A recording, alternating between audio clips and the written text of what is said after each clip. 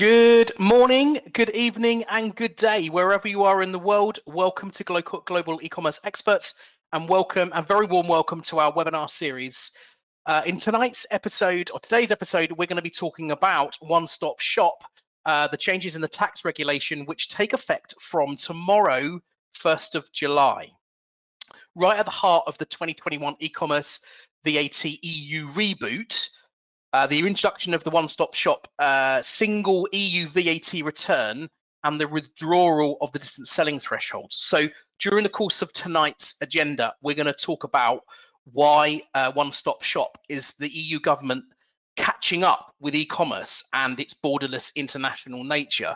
We'll start by talking about the current EU rules, what one-stop shop is, why it's changing, who should enroll and how. And then we're going to give you a chance to answer some questions because we're receiving an extraordinarily large amount of requests to find out more information about one-stop shop. In essence, what was Brexit in January is now moved on to what is one-stop shop when it comes to the middle part of this year. And we've been talking about it for some time because we've known this was coming since long before Brexit. But now is the time when there's some important changes. And in essence, pretty much everyone who's in e-commerce will need to understand or act. So most of you who are regulars on the Global E-Commerce Experts webinars will know me. My name's Riki Hooker. I'm the General Manager at GEE. I've spent a lot of time growing international businesses in the US, in Europe and in APAC, and well positioned to advise on some of these matters. But I'm really pleased to be joined by another one of my colleagues this evening, Charlie Munce, who is one of our EU VAT compliance experts. So welcome, Charlie. Thanks for coming along this evening. No worries. Let's position on the 6-step pathway, as we do with all of the webinars here at GE. We talk about the well-trodden path of our 6-step guide to expanding your business into the UK in the EU. And of course, your VAT and your tax compliance is right on the forefront of ensuring that you are legally able to trade in the EU. It's one of the first things that you need to be doing. So it's the fundamental building block right at the beginning of your expansion journey. What's going to happen with one-stop shop is that now going to be some changes to simplify matters in some cases, well, in most cases, certainly from a tax collection perspective, to mean that overseas sellers are less able to get away with not paying VAT in the destination country, especially for smaller packages and parcels which come, for instance, drop shipped. So Charlie, welcome this evening. Thank you so much for joining us. This is your first ish. I think you've done maybe one before, but one of your first webinars for GE. Really appreciate you having you on board. Well, I'm always blown away by the depth of your experience and your knowledge, and listening to you every day in the HQ of GE, advising customers and helping them out of situations of them not understanding from abroad and a long way away what to do with the tax compliance. So really pleased to have you on board.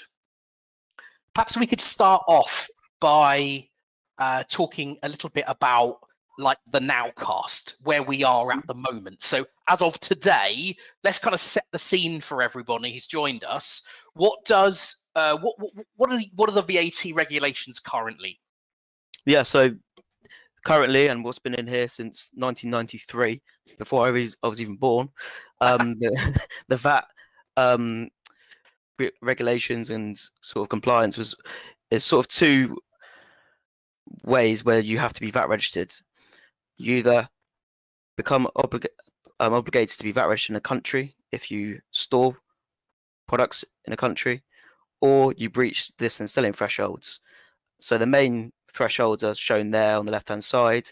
Usually they're around 35,000 euros, with Germany being the exception at 100,000 euros due to the size of the market. There's also the ability to opt to be taxed in arrival countries. That sort of comes into play when you're VAT registered in multiple countries as well. And essentially you've got all these VAT registrations where you store your goods or you breach thresholds in, and you're cross-selling, and you have to be liable to disclose and pay the VAT in each of these countries. There's also previously the €22 threshold when it comes to consignments coming into the EU from outside the EU, whereby anything over that is subject to import VAT and so on, other taxes. So in effect, a seller who was outside the EU that was looking to grow their business in each of the EU nations, once they started selling, or if they were storing goods, they would have to register for VAT and therefore file a tax return for each of those countries individually. Correct, yeah. Okay. And that's irrespective of where the goods came into Europe or where they're stored. Yes, so a lot of you may be on the Pan EU program for Amazon, so that's where Amazon distribute your products where they see fit across their FBA centers in the EU. So if you're on that, you're going to be liable to be VAT registered in up to 6 countries, being Germany, Spain, France, Italy, and the Czech Republic and Poland. So because of that, you have to do those VAT returns, whether it be quarterly, monthly, and so on, in each of those countries. Okay, well, that's cool. Well, look, that gives us a good setup for where we stand as of today. So before we move on, let's launch a couple of polls for the attendees who are with us already today. We've set a few up, guys. If you could just find those navigating on the menu on the left-hand side of your page, just to understand where you currently stand with your VAT registrations and where you are with your understanding of one-stop shop. That will really help us for gauging and guiding the back end of the webinar today, and will really help when it comes to understanding your needs in terms of the questions and answers. So let's get a kind of a straw poll of where everyone's up to, and I can see a lot of people wanting to have some help with one-stop shop there. So that's quite good news. Okay, so that really sets the scene. We found out where we're up to. We found out where our guests today are up to as well. So Charlie, let's move on. Why is this happening? Well, this is the biggest shake-up in tax regulation in decades, directly off the back of the UK leaving the EU market, which has had such a dramatic effect. Huge pandemic-based turmoil within international trade. What's the point? So this is mainly because each of these tax offices around the EU, that's happened in the UK as well, whereby they're not really getting the maximum amount of VAT owed from the sales that are being made in all these marketplaces, whether that be Amazon or eBay or Shopify and so on. Essentially, there's thousands of sellers that are getting registered for VAT in these countries so they can sell, but then a lot of them don't pay any VAT bills after that.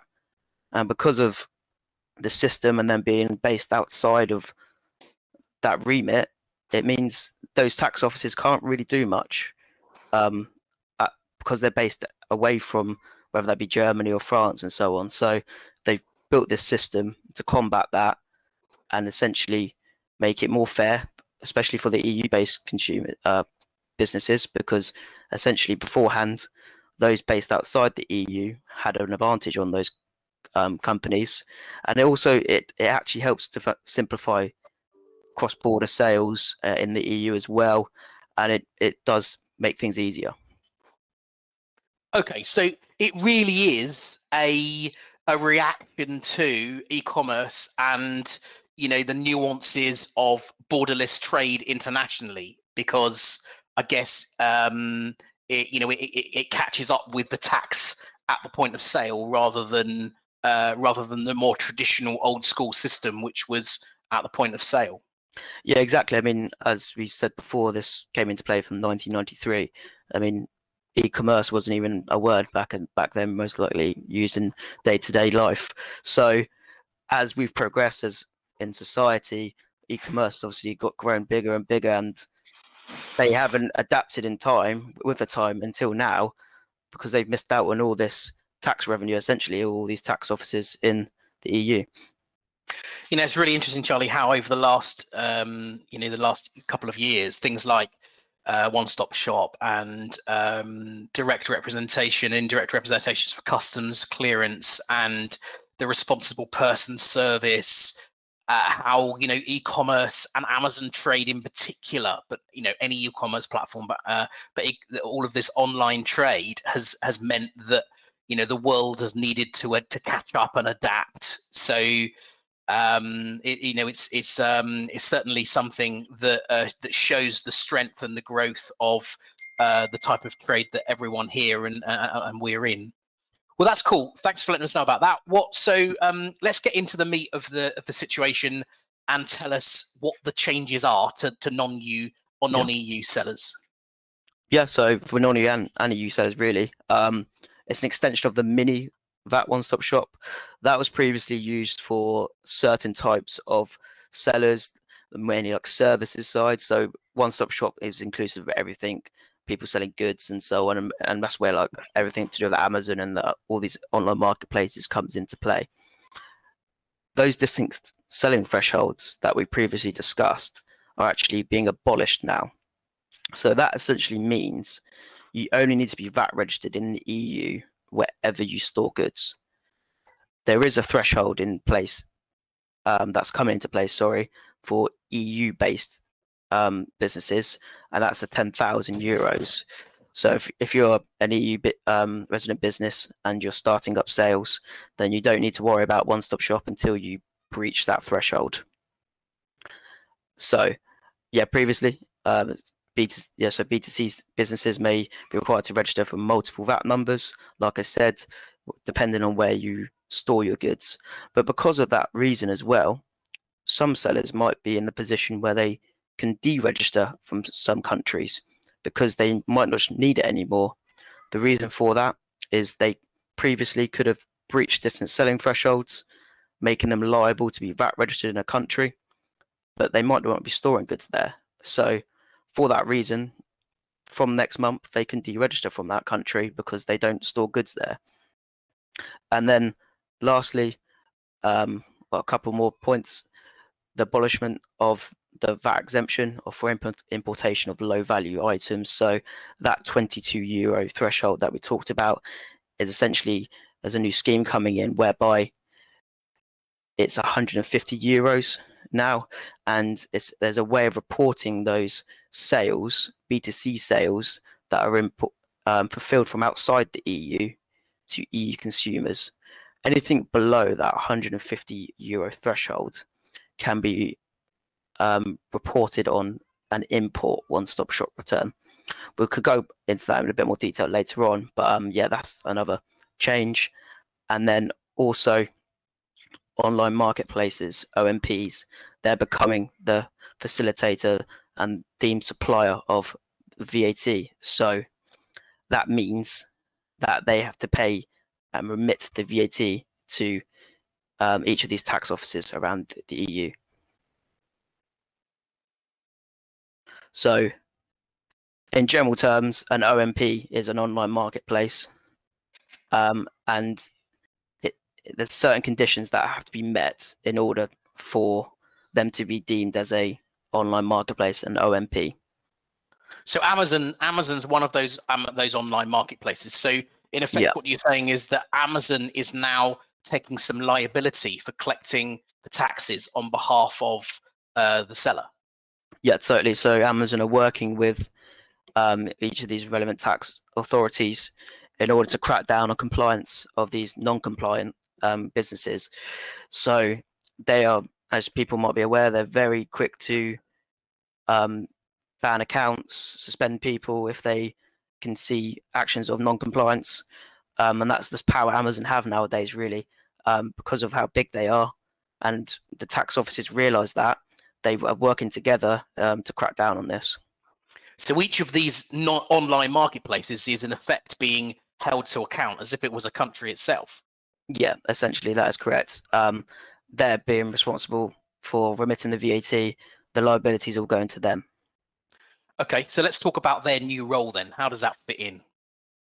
So it makes things a lot easier for sellers, essentially, because Amazon are remitting the VAT. Obviously eBay and another marketplace that do that as well. It just means you don't have to worry about remitting the VAT to each of these local tax authorities on your returns.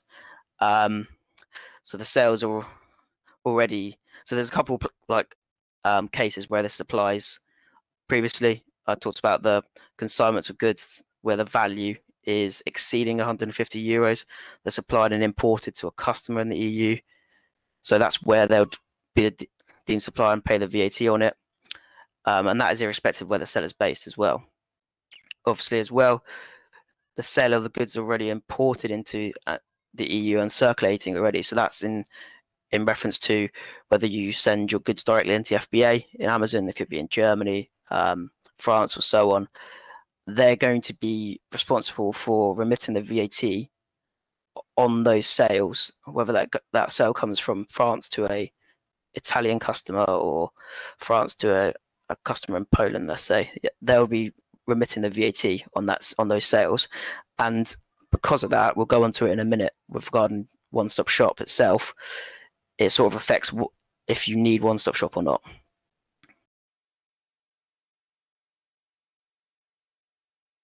Okay, so we're at the stage now where we, broadly speaking, understand the language that you're talking when it comes to the complications of these tax regulations, and the world needs places like Charlie, as I'm sure everyone will agree, to really figure out how these different systems work and how they apply.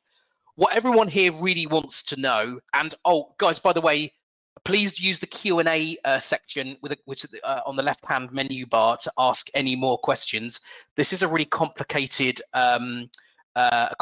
piece, and everyone's needs are very different. So please do use the Q&A section on the left-hand side there to pose your own questions, and then we'll come back to those at the end, and we'll fire some of those at Charlie to see if we can get to the bottom of those for your individual needs.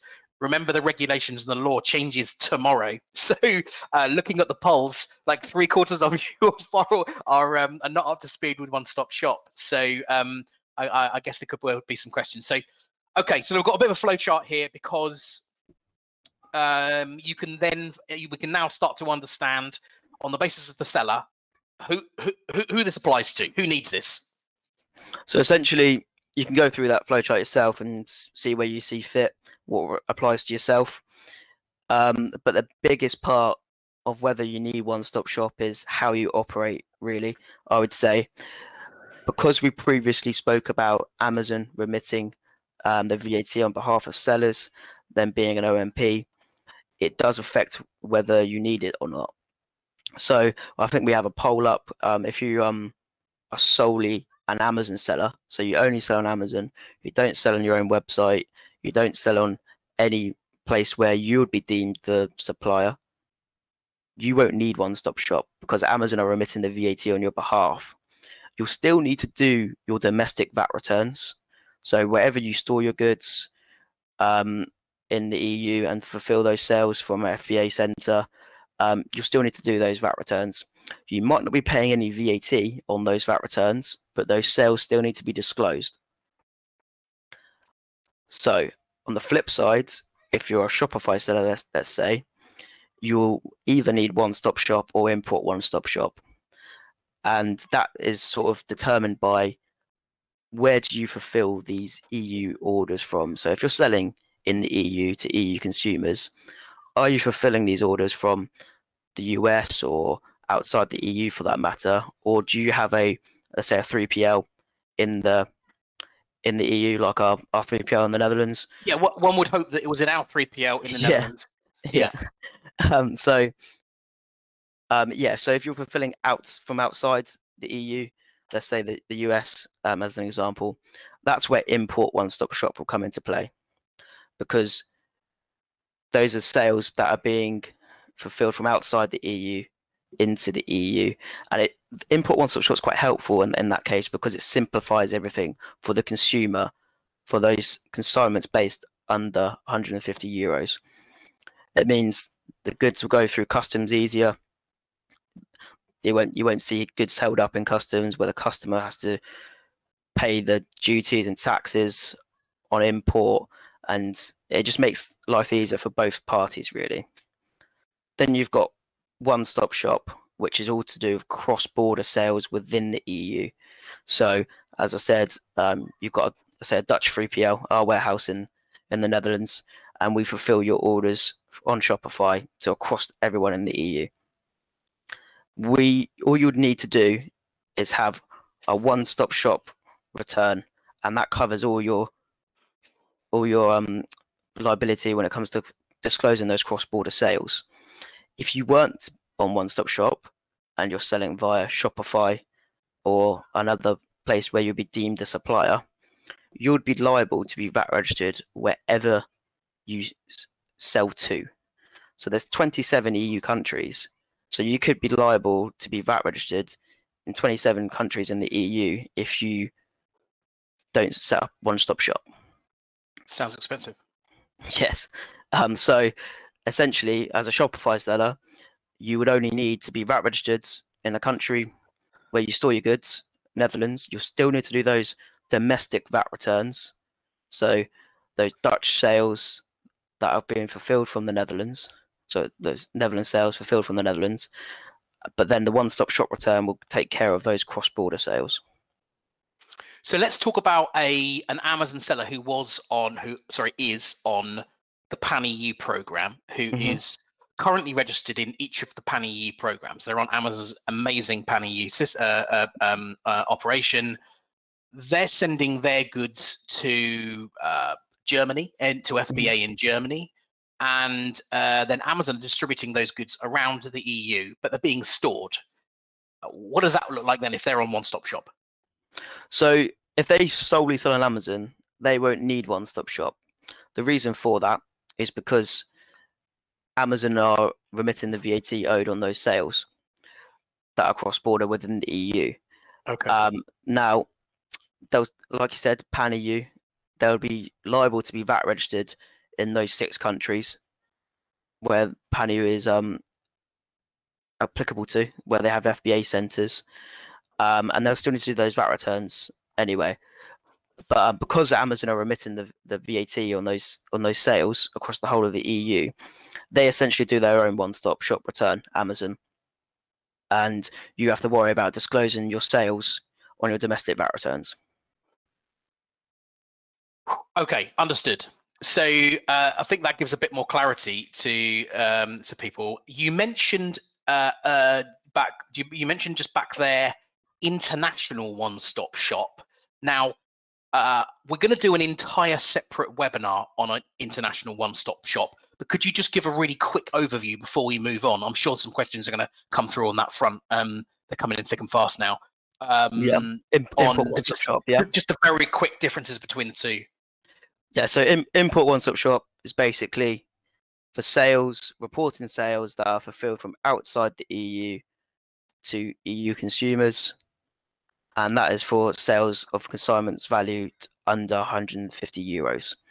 So you could be a US-based seller, have your own warehouse in the US, and you might have a few sales that an EU consumer, let's say a German consumer, might go on your US website and order your item. Now, that because of that movement of goods, that will be relevant to import one-stop shop. One-stop shop, to clarify, is regarding cross-border sales within the EU. So the sales fulfilled from an EU country and it goes to an EU consumer. I think that gives a lot of clarity on that front. That's good. Thank you. So let's move on then. We understand who needs it, who's going to use the one-stop shop. What are the fundamentals to getting registered and getting set up?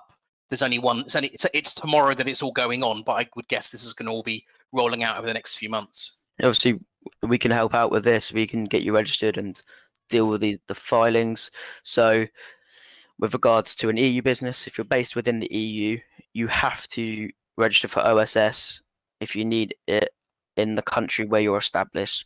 So let's say if you're a German company, you have to register for a one-stop shop in Germany. If you're based outside the EU, you have free reign essentially. You can choose wherever you would like. ideally, I would probably say the Netherlands is probably the best place to do it, mainly because the Dutch speak such good English. It's a lot easier to liaise with them and sort things out with the Dutch authorities because of the communication with that.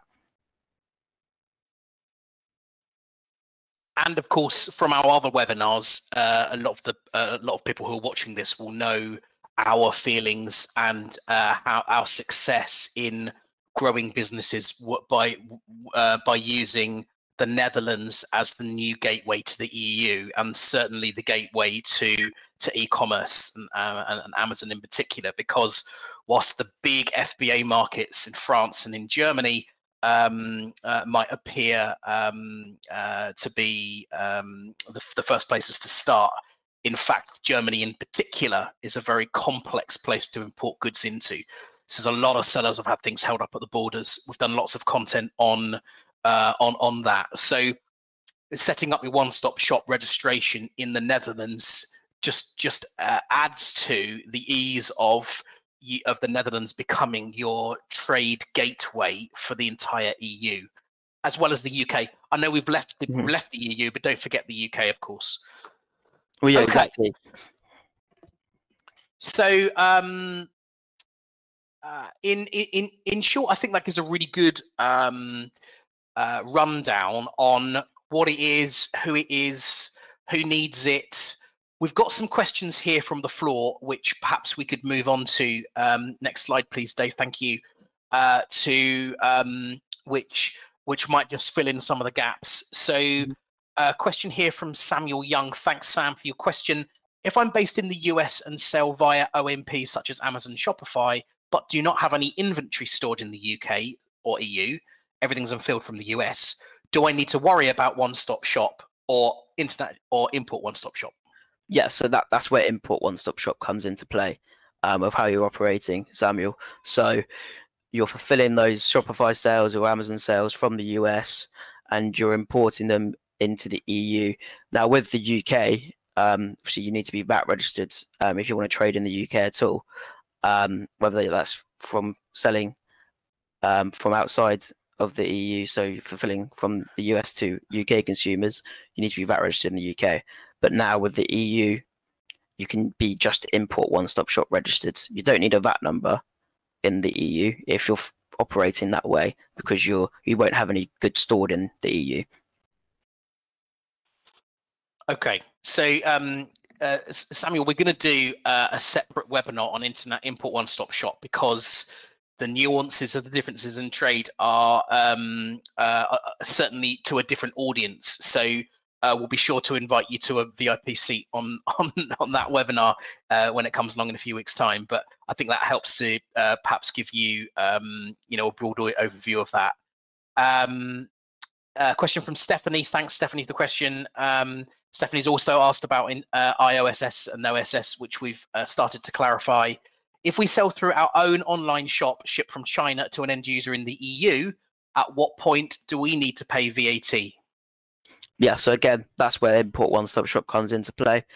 It also depends on the consignment value. So if you sell quite high value goods, where the consignments might be over 150 euros, then you might need to be VAT registered in the point of sale. So where you're registering, where you're selling into, if it's over 150 euros. And if that's the case, then I would suggest probably going about those sales in a different way, operating in a different manner. I would say you go and get a warehouse in the EU and fulfill those orders from an EU country. One, it'll obviously speed up delivery times, but also it would make you not liable to be VAT registered in every country you sell into. So please note that is sales, though the consignment is above 150 euros. And we have another great question, a couple of great questions here from Kishore Patel. Thank you. Always great great questions from you. Kishore, thank you. Drop shipping from Kishore's copied through ran through the process chart that you put on there, and clearly is an import one-stop shop requirement user. I'm drop shipping from China to, for instance, France. My company's in Hong Kong. Don't have to file for VAT return in China, but also according to your chart, not in France either. That sounds wrong. Where do I actually have to file for the VAT now? Yeah, so that chart was actually quite specific to OSS. So like With I said, inside the EU. Yeah. So like we just mentioned on the previous 2 points, that's where import one-stop shop comes into play. And that's how you would report those sales on an import one-stop shop return. One thing I didn't touch on, which I just remembered, is the filing frequencies for one-stop shop and import one-stop shop. So one-stop shop itself is quarterly filings, and that's in line with the calendar quarters. And then import one-stop shop would be monthly filings. Okay, and then a final question from Kishore. How does the eBay global shipping program from the UK fit into this? Charlie, do you have any comments on that? I don't have a vast knowledge on how eBay are operating, but I know there's an import where you put your import one-stop shop sort of registration into these online marketplaces. I know Shopify do it. I'm assuming eBay do it as well, and it sort of enables it links with the shipping side. So when you fulfill those fulfill those EU sales from the UK, it will clear through customs easier because you're registered for import one-stop shop. Okay, and the final question here is nearly a final. How do customs know that VAT has been taken care of, and how's that checked? You were in a good place here because not only Charlie is a VAT compliance expert, he's also a customs expert as well. So this is a good place. You're in the perfect place there for your question, Stephanie. Yeah. So as I just touched there, so if your import one-stop shop registered, this will be disclosed on the customs documents, entry documents, when it gets into the EU. So when it gets clear through customs, they will know it's on an import one-stop shop sort of shipment, and it will clear through customs that way. Obviously, none of these have happened yet because we haven't got there. So it's sort of watch this space sort of thing to see how smooth that will go. But hopefully it will go as smoothly as imagined. I mean, in many ways, it's why this rapid increase in the requirement for indirect representation when it comes to customs clearance has become right to the forefront for e-commerce sellers, because of course with indirect representation, your customs clearance agent starts to take a real legal liability for ensuring that the VAT that's being collected, as well as the taxes and duties from an import perspective, are all being done correctly and the paperwork's being filed in the right way.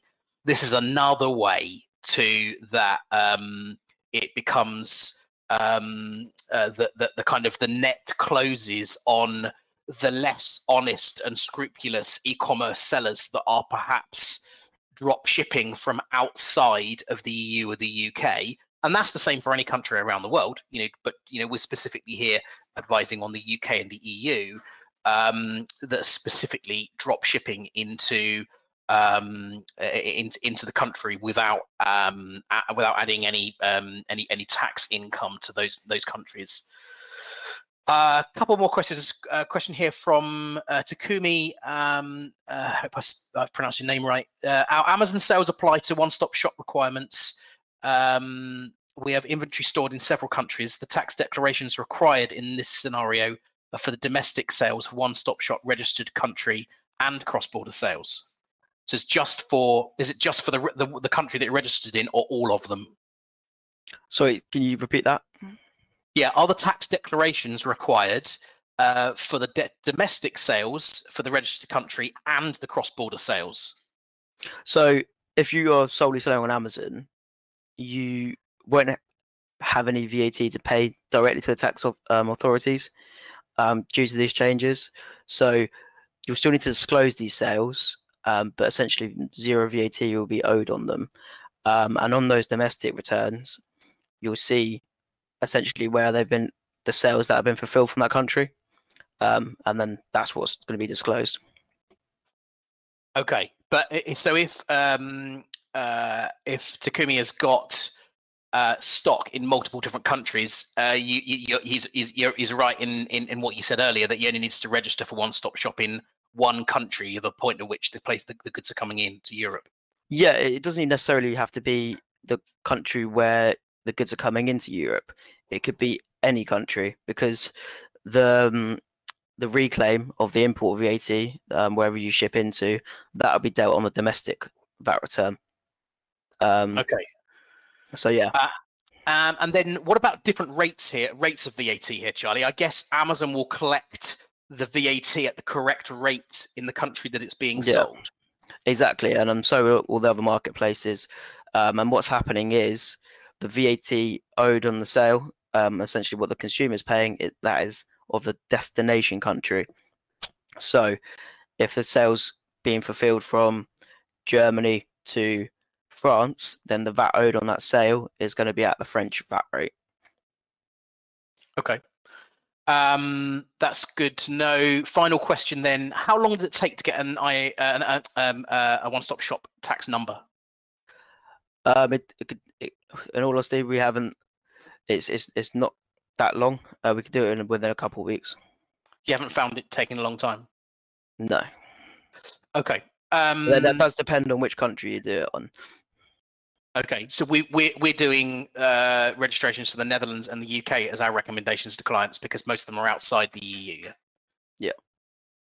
Okay. Well, thanks very much. There was a bumper set of questions there. Appreciate everyone's input, and clearly this is hot topic. We're going to do, as I mentioned, another session on import one-stop shop to add some more context to that. So I think some of you may well want to join us for that webinar, which we'll do in a few weeks' time. As ever, Global E-commerce Experts only exists to help expand e-commerce businesses into the UK and the EU, or vice versa. We have a full suite of services that will help you with your tax and product compliance, with your fulfillment, with your customs and shipping, and with the managing the international adaptation of your accounts online. There's a whole range of webinars in the series where we talk about the different types of services and activities that we do. We can, of course, as part of that compliance, help you to get your one-stop shop affairs in order, especially if today's webinar has served to confuse the situation. It is a super complex financial transaction, but it's also the law that you need to understand, that you need to comply with within the UK and the EU. And also, more importantly, now the online marketplaces like Amazon and other large marketplaces are involved. They'll be swift to penalise you if you're not having your house in order. So we can, of course, help with those. You can even get your hands on Charlie Munce as your tax compliance officer if you're super lucky. He is in hot demand. But Global E-commerce Experts is full of amazing and thought-provoking characters like Charlie, who work tirelessly to assist with the compliance and expansion of e-commerce businesses around the world. So as ever, we'd love you to get in touch. We'd love for you to connect with us on social media, and we would love to find ways of helping you to grow and expand your business in Europe. Just the last few bits then to thank Charlie so much for joining us. Really appreciate it, because Charlie, it was a big night for you for football last night, wasn't it? You must be tired now. Yeah, big night for me, but England as a whole. Yeah, big soccer game last night. Charlie's pet passion. So thanks so much for joining us. That was really insightful, and thank you to everyone for listening and participating. Great interaction there from everybody.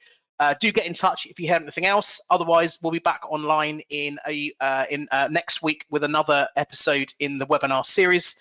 We look forward to hearing from everybody and seeing you soon. Thanks very much. Thank you, Charlie. See you later.